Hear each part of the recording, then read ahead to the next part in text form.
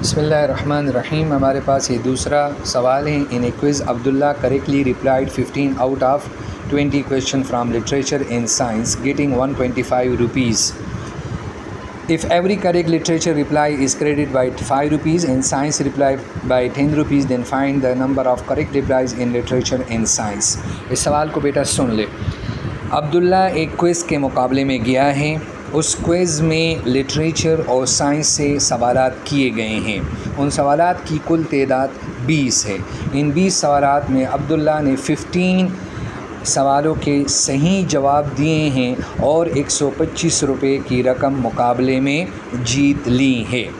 अब दूसरी कंडीशन में बता रहे हैं, if every correct literature reply is credited bye 5 rupees. अगर अब्दुल्ला ने लिटरेचर में जितने भी सवालातों के सही जवाब दिए हैं, अगर एक सवाल का सही जवाब देने पर उसे 5 रुपये मिलते हों, एंड साइंस रिप्लाई बाय 10 रुपी, और साइंस का एक सवाल का सही जवाब देने पर 10 रुपये मिलते हों, then find number of correct replies in literature and science. तो आप ये मालूम करो कि अब्दुल्ला ने लिटरेचर और साइंस में कुल कितने करेक्ट सवालों के जवाब दिए हैं। जवाब शुरू करते हैं। Let x is the number of correct answers in literature. फ़र्ज़ करो कि लिटरेचर में उसने जो करेक्ट आंसर दिए हैं उनकी कुल तादाद है x, उन सवालों की कुल तादाद है x, and y numbers of correct answer in science. और इसी तरह साइंस में जो सही जवाब दिए हैं, फ़र्ज़ करें उनकी तादाद क्या है, y। हम लिख लेंगे x + y, यानी x कहेंगे सही जवाब लिटरेचर के प्लस साइंस के करेक्ट जवाब इज़ इक्वल टू 15। क्यों 15 लिख लिया? क्योंकि उसने कहा है कि कुल 20 क्वेश्चन में उसके जो करेक्ट आंसर है वो 15 है, तो लिहाजा लिटरेचर और साइंस के जमा करने से उसके जो करेक्ट आंसर है वो क्या है, 15 आप लगा दें। अब बाय सेकेंड कंडीशन की तरफ आते हैं। यहाँ पर कहा गया था, अगर आप देखें ऊपर में, कि एक सही जवाब देने पर लिटरेचर में उसे 5 रुपये मिलते हैं। फ़र्ज़ करें अगर वो 2 सवाल सही करता है लिटरेचर में, तो हम कहेंगे 5 2s are 10। अगर वो 3 करता है तो हम कहेंगे 5 3s are 15। तो मतलब ये हुआ कि जितने भी सही सवाल के जवाब वो देगा, उसकी कुल कितनी रकम बनेगी, वो 5 के साथ हमने मल्टीप्लाई करनी है। इसी तरह साइंस में उसने कुल कितने भी सही जवाब दिए हैं, उसकी कुल कितनी रकम बनती है, उसको 10 के साथ मल्टीप्लाई करेंगे। लेकिन कुल रकम तो उन्होंने बताई है कि ये क्या है, 125 रुपीज़। तो लिहाजा हमारे पास इक्वेशन आ गया 5x + 10y = 125। Now we have 3 matrices. इसमें जो कोफिशिएंट वाला है, कोफिशिएंट वाला मैट्रिक्स जिसमें 1 1 5 10 लिखेंगे, 1 1 5 10 लिख दिया। और जो वेरिएबल्स आए हैं x y, तो वे x y हमने लिख दिया। लास्ट में जो कांस्टेंट है वो 15 और 125 ये लिख दिया। अब बेटा हम इससे ले लेते हैं a वाला मैट्रिक्स 1 5 1 10 और b वाला मैट्रिक्स 15 और 125। a1 का मतलब ये है कि यहाँ पर फर्स्ट कॉलम को हटाकर इसकी जगह ये 15 125 लिख लें, और जो बाकी रह गया कॉलम वो इसी तरह से 110 लिख दें। सिमिलरली नया मैट्रिक्स A2 बना दें।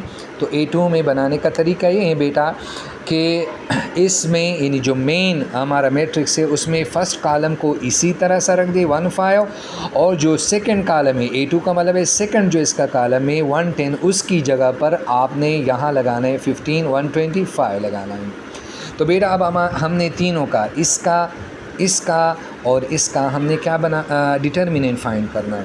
तो ए जो डिटर्मिनेंट है वो हम फाइंड करेंगे बेटा, तो वो हो जाएगा 1 5 और 1 10, या ए डिटर्मिनेंट हो जाएगा 10 1s are 10 और सेकंड से पहले माइनस लगता है, फिर 5 1s are 5। तो ए डिटर्मिनेंट मेरा हुआ क्या, 5 हुआ।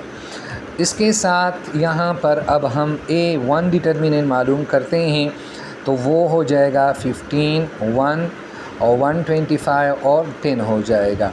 तो ये हो जाएगा A1 10 को 15 के साथ ज़रब दे दो 150 आएगा, और 125 को माइनस के साथ ज़रब दे दो तो ये 125 आएगा। दोनों को माइनस करें तो A1 डिटर्मिनेंट जो है वो मेरे पास आ जाएगा 25। अब लास्ट में A2 डिटर्मिनेंट है। तो A2 डिटर्मिनेंट मालूम करने के लिए 1 5 15 और 125 का डिटर्मिनेंट ले लेंगे। तो A2 डिटर्मिनेंट हो जाएगा 125 को 1 के साथ करो 125 आता है, -15 को 5 के साथ करो तो 75 आता है। तो A2 जो है वो मेरा जो है वो क्या आ जाएगा 50 आ जाएगा। लाओ अब हम x और y को मालूम करते हैं, यानी कितने सही जवाब इसने लिटरेचर में दिए हैं उसको x कहते हैं। तो x का फार्मूला हमेशा ये है कि A1 डिटर्मिनेंट को x का फार्मूला ये है कि A1 डिटर्मिनेंट को A डिटर्मिनेंट पर डिवाइड कर दें। तो x हमारे पास है A1 है हमारे पास 25 और इसको 5 पर डिवाइड करो तो x हमारे पास हो गए 5। तो कुल 5 सवालों के सही जवाब इसने लिटरेचर में दिए हैं।